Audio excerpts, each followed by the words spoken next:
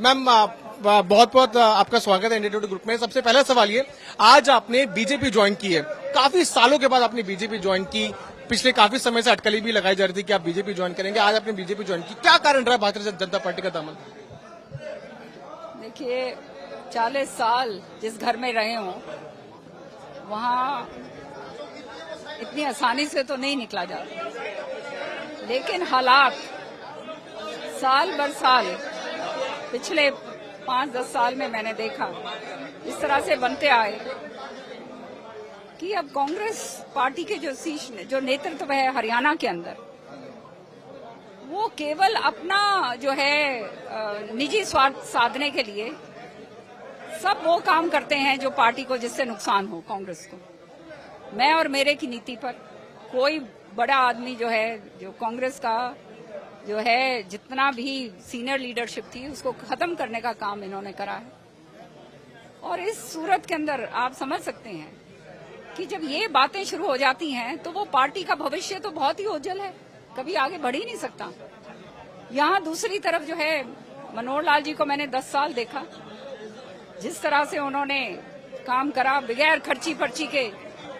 तब तो मैं बोल नहीं सकती थी, लेकिन आज तो खुल के बोलूंगी कि खर्ची ना पर्ची, उसके बिना युवकों को नौकरियां मिल रही हैं। जिस तरह से जो है जनहित के कार्य जो हैं उसकी नीतियां जो हैं बना रहे हैं नायब सैनी जी भी, और पूर्व मुख्यमंत्री जो हैं हमारे मनोहर लाल जी ने बनाई, तो निश्चित तौर पर एक संगठित पार्टी है। और जहां संगठित पार्टी होती है वहां इस तरह के काम नहीं होते कि किस तरह से मार दो, किस तरह से खत्म कर दो। मेरे लिए कोई निजी काम नहीं मैं कर रही।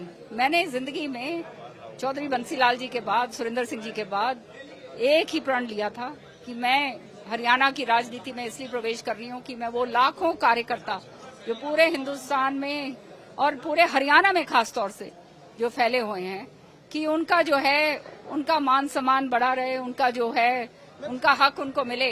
इस तरह से लेकिन ये पिछले सालों में देखा कि क्षेत्रवाद जो हमारी सरकार जब कांग्रेस की थी तब क्षेत्रवाद किस तरह से करा गया। तो जो अपेक्षाएं जो करी गई हैं वो जो है वो मेरे से सहन नहीं हुई। और आने वाले समय में, क्योंकि मैं काम करने वाले में से हूँ, ईमानदारी के साथ काम करा है, बेदाग छवि है, ऐसे नहीं हो अन्य के ऊपर जहाँ पे ईडी के केसेस लटक रहे हैं और सारी बातें होती हैं जो कॉम्प्रोमाइज लोग हैं। तो हमने तो ईमानदारी से काम करना है। और मुझे बीजेपी के नेतृत्व ने मुझे प्रेरित करा, और जो है मैंने अपना पिछला 40 साल का जो है जीवन काल जो मैंने दिया उसके ऊपर अब बंद करके एक नए उमंग के साथ, एक नए विश्वास के साथ और एक नए जो है संघर्ष के साथ, ईमानदारी के साथ मैंने बीजेपी का काम करना है। एक बात बहुत महत्वपूर्ण है, एक सवाल है मैम, रखेंगे वो हाल जो है हम एक कार्यकर्ता बनकर करेंगे ताकि हमारे लोग आगे बढ़ें। एक सवाल जो बहुत महत्वपूर्ण है कि क्या कांग्रेस पार्टी भूपेंद्र सिंह हुड्डा सेंट्रिक हो गई है? क्या एक अलग तरीके से हुड्डा वहाँ पे काम कर रहे हैं, ऐसा है मैम? निश्चित तौर पर मैंने अपने त्याग पत्र के अंदर ही लिख दिया। किस तरह का, अगर आप बता पाए, जनता को जानने कहा अब क्या बताएं, आपको बता ही दिया, सारी बात तो बोल दी मैंने। क्या परेशान किया जा रहा है वहाँ पे? कांग्रेस और नेता वहाँ पे परेशान है मैम? षड्यंत्र करे जाते हैं, खत्म करने की साजिशें रची जाती हैं।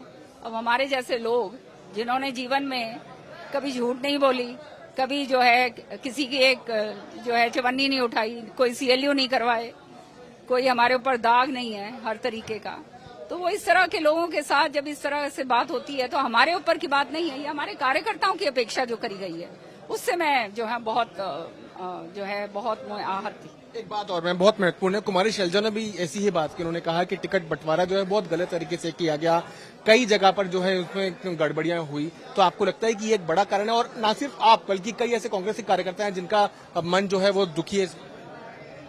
हर समय पर यही काम होता है, क्योंकि इनकी नीति है मैं और मेरा, ये उसके आगे नहीं देख सकते, और इसीलिए कांग्रेस का ग्राफ पूरी तरह से नीचे जा रहा है।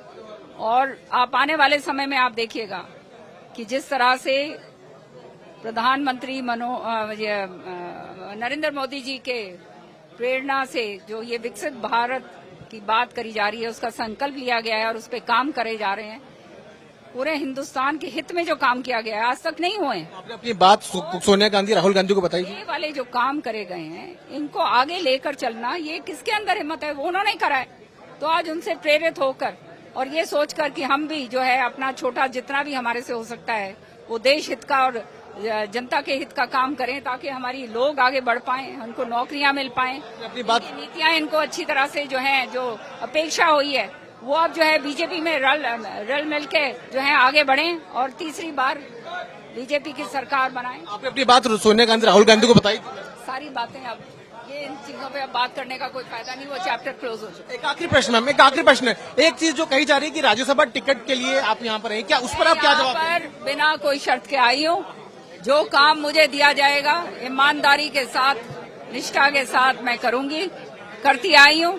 और आने वाले समय में बीजेपी का जो भी शीर्ष नेतृत्व मेरे को जिम्मेवारी सौंपेगा उसको पूरे ईमानदारी बखूबी के साथ निभाऊं।